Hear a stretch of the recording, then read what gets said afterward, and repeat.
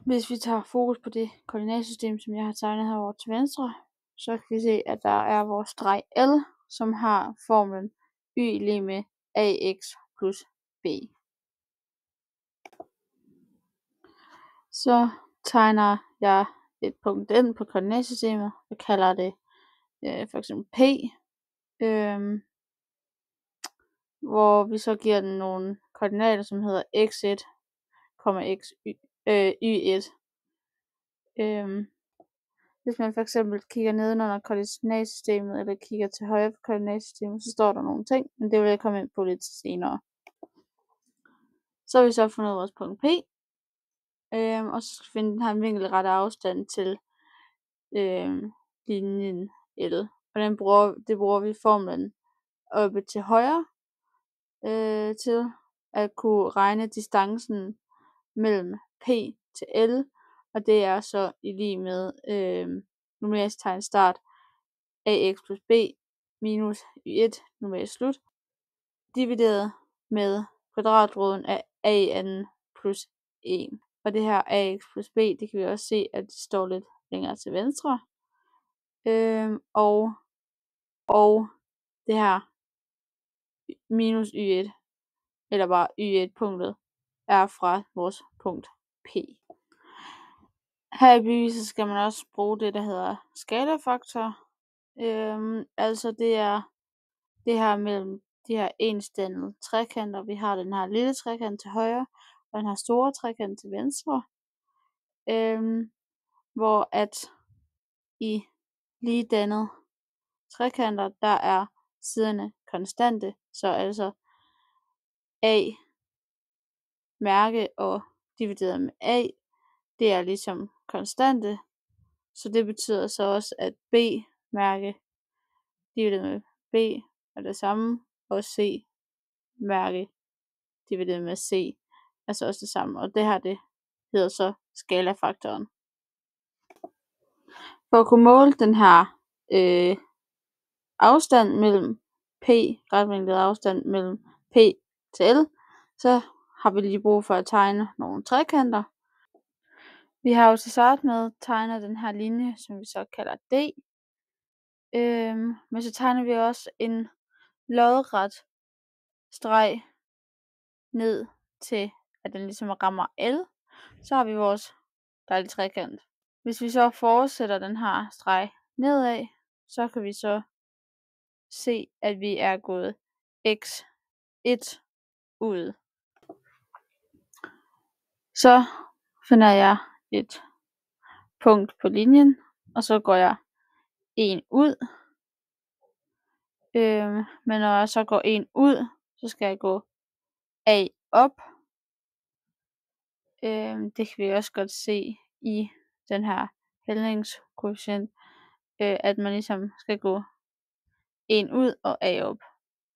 Og det her det er så vores nummer 2 trekant. Så nu har vi den store, og nu har vi den lille. Begge de her trekanter har en ret vinkel, og det ved vi, fordi at vi er gået vinkelret ned fra P til L, og vi er gået lodret ned fra P til 0, og fra punktet til x1.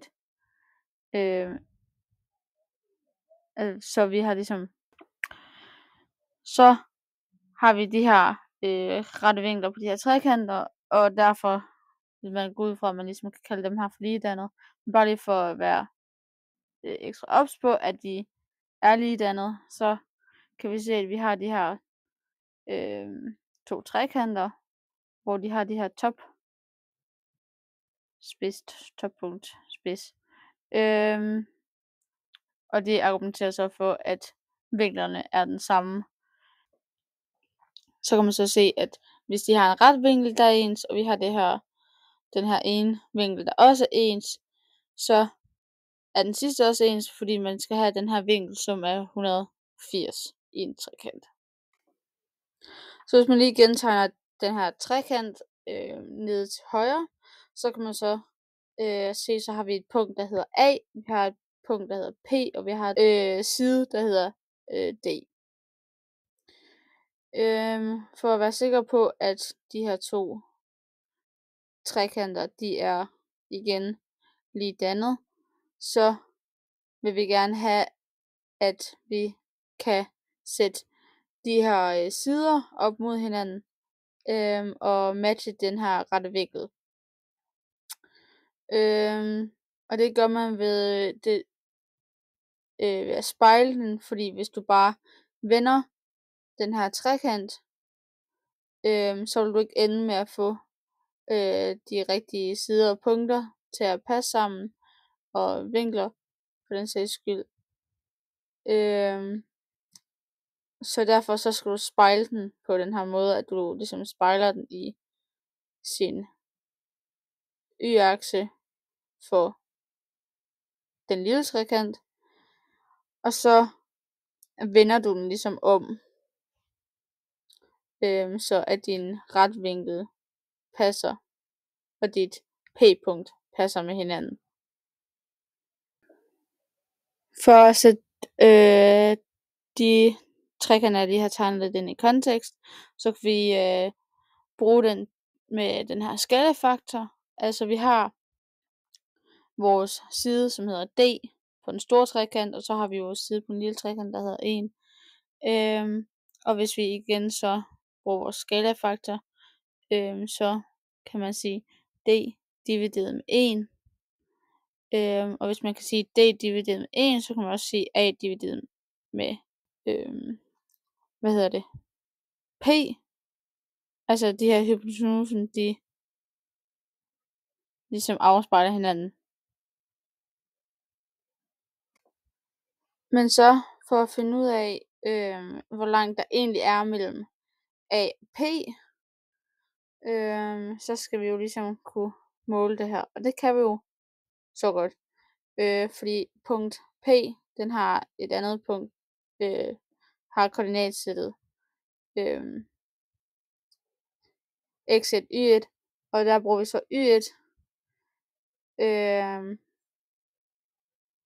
Og så hvis man ligesom kører længere nedad, så får vi et punkt, der hedder A, som så vi bare kan fyre over, bare til at kalde y.